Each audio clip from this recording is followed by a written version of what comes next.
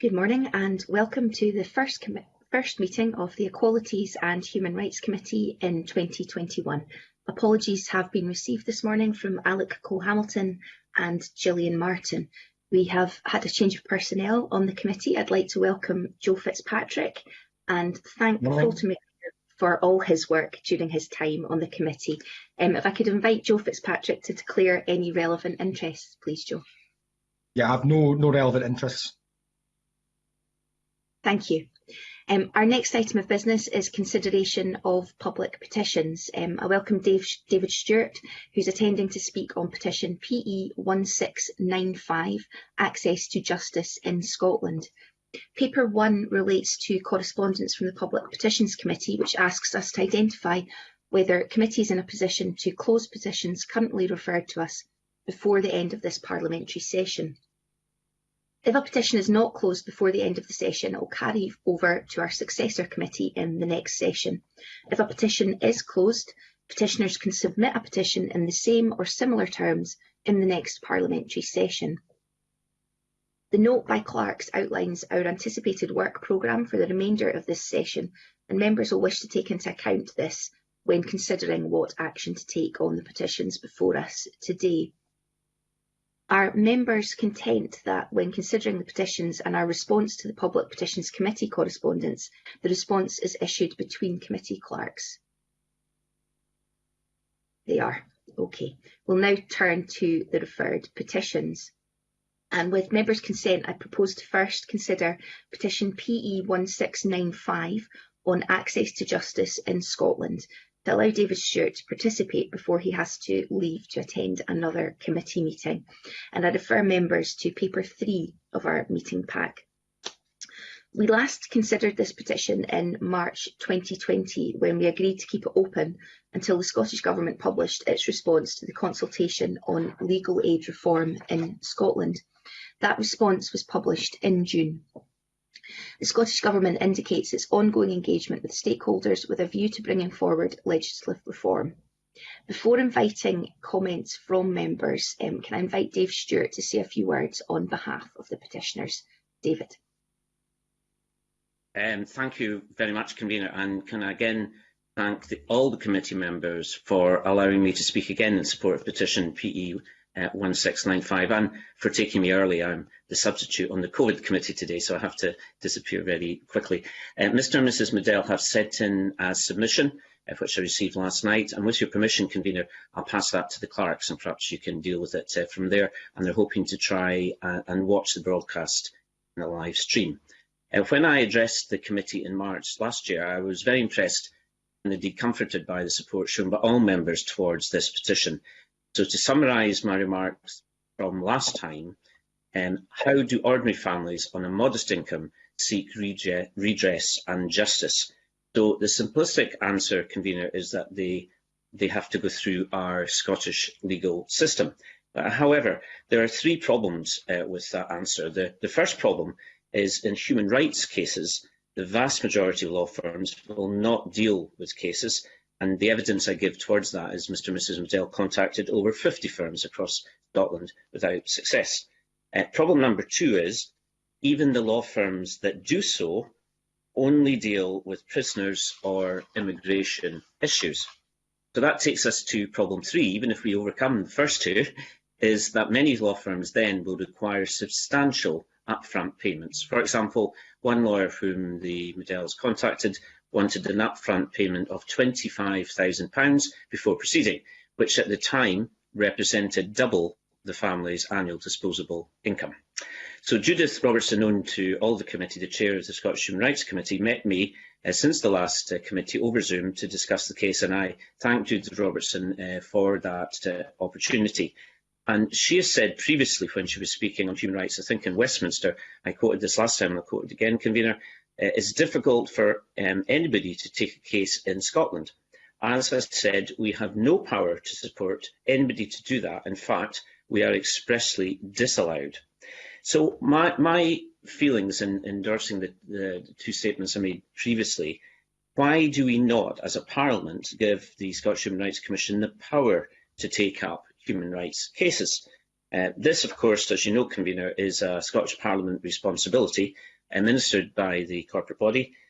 Could the committee write to the Scottish Government, and of course, with the forthcoming election coming up in May or some later date, it seems to me to be an excellent manifesto commitment for all political parties to look at this. So, in conclusion, Convener, although in the surface this petition looks very complicated, it is in fact not complicated. It is about getting to first base in our justice systems to families who are in modest income. Thank you, Convener. Thank you, David. Can I invite any comments from members of the committee? If you indicate you wish to make a comment in the chat bar in the normal way. Okay, can I come to Mary Fee first, then Alexander Stewart? Mary. Thank you, Convener. And can I thank Mr Stewart for his input and for the support that he's given to the Mundells in taking this petition forward. And I'm grateful for his input. We have a number of options open to us today, and I would be keen for us to write to the government to seek an update on their legislative reform that they intend to carry out.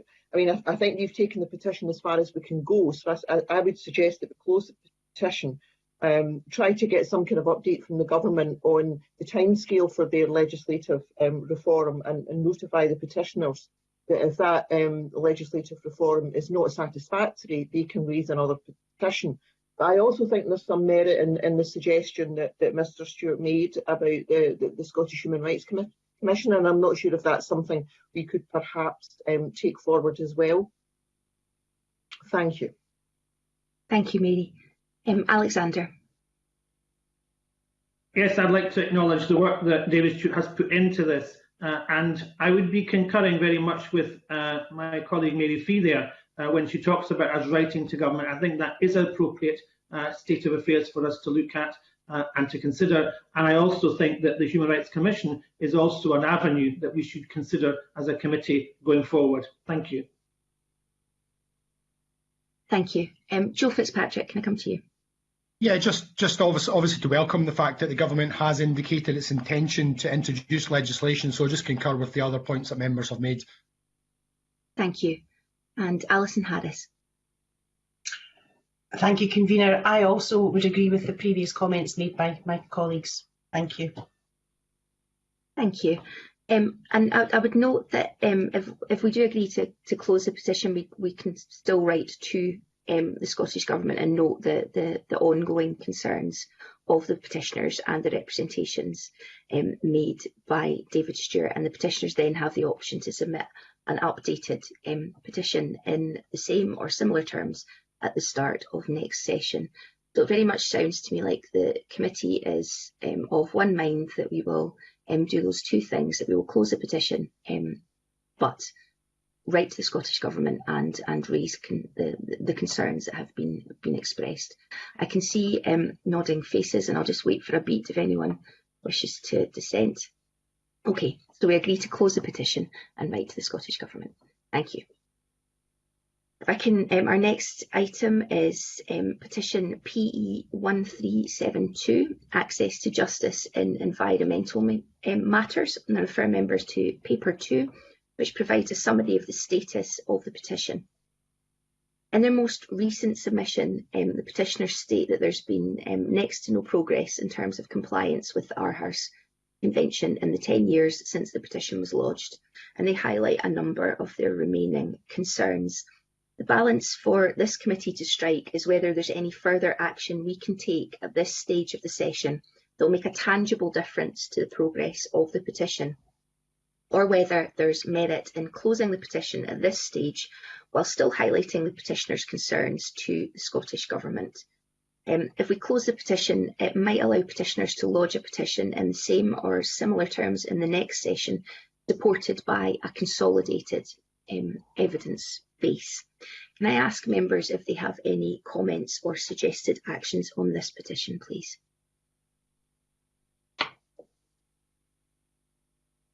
Mary Fee.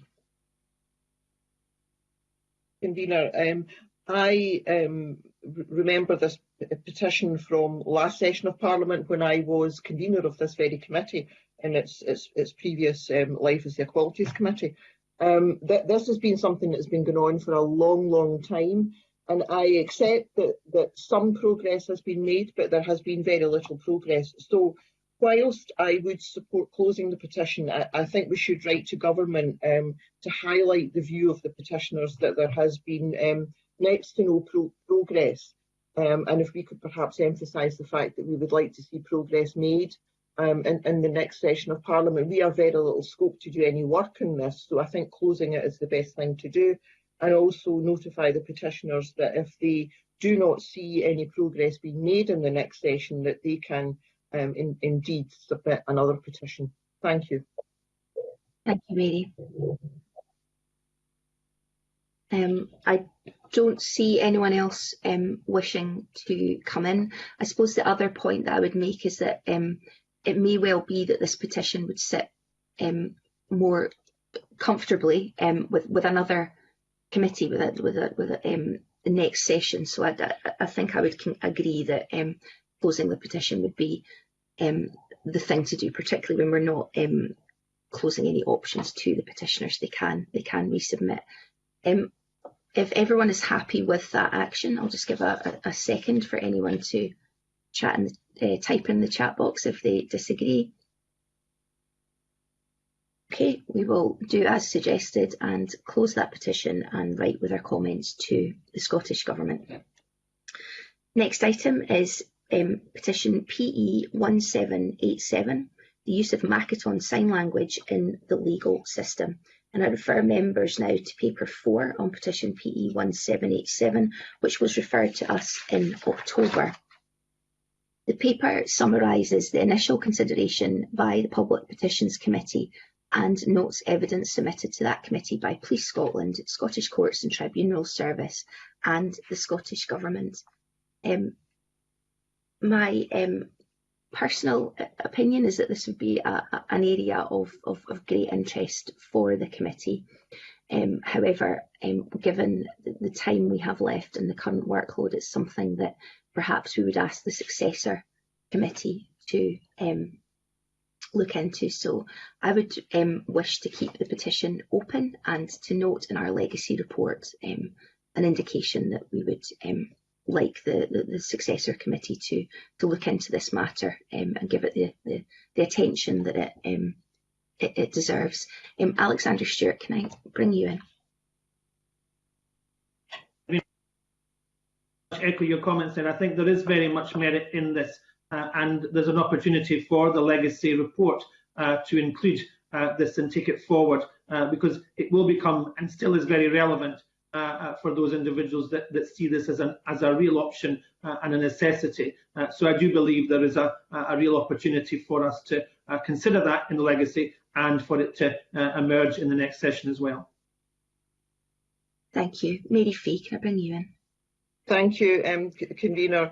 I would completely agree with the comments that have been made both by yourselves and by Mr. Stewart.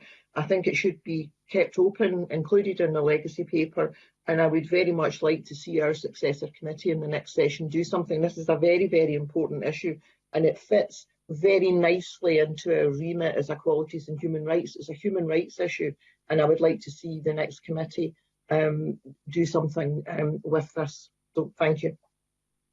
Thank you. Yes, I think that the importance of inclusive communication is something that's been made, has come up a number of occasions in our work. So with members' agreement, and I don't see any dissent in the chat box or anyone else wishing to come in, we will keep that petition open and note in our legacy report our views on the matter.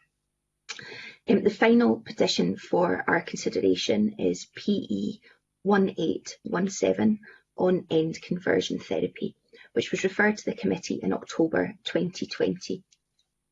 The clerk's note summarises the petition committee's initial consideration along with the SPICE briefing and written submissions received from the Scottish Government and a joint submission from Stonewall Scotland, Equality Network, Scottish Trans Alliance and LGBT Youth Scotland.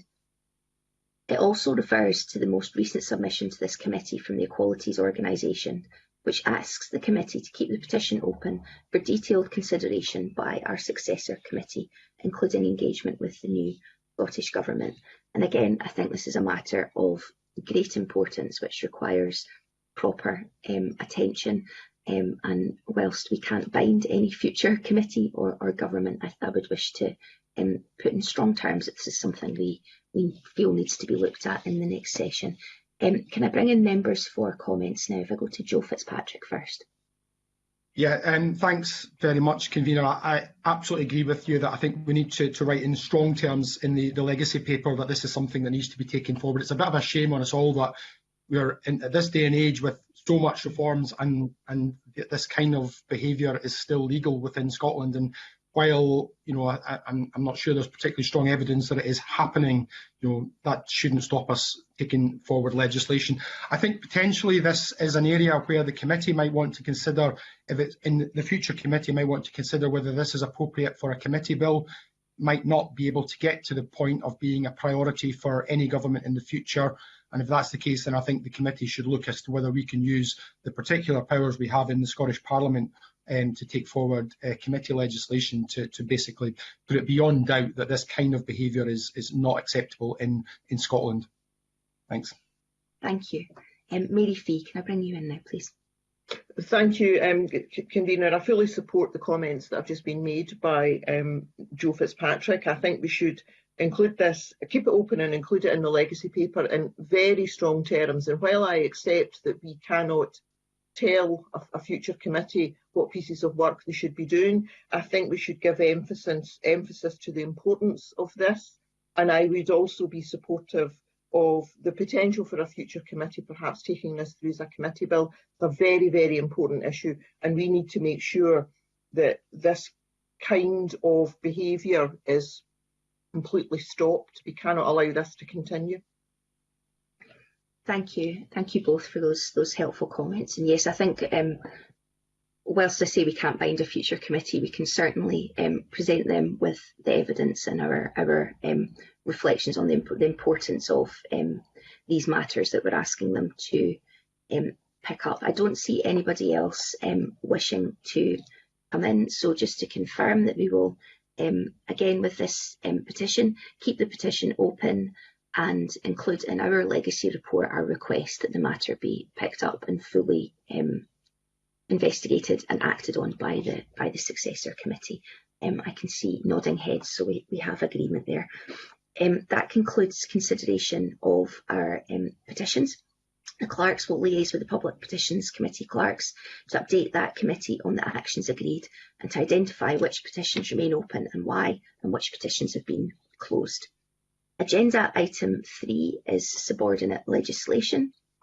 A consideration of a negative instrument, SSI 2020/457 D43, Civil Partnership Scotland Act 2020, Commencement Number 2, Regulations 2020. And if I refer members to paper 6, which is a note by the clerks, do members have any comments on this SSI? Okay. I don't see anyone wishing to come in. It's quite straightforward, so members are content to not make any comments to the Parliament on this SSI. Okay, well, with that concludes our first meeting of 2020. Thank you.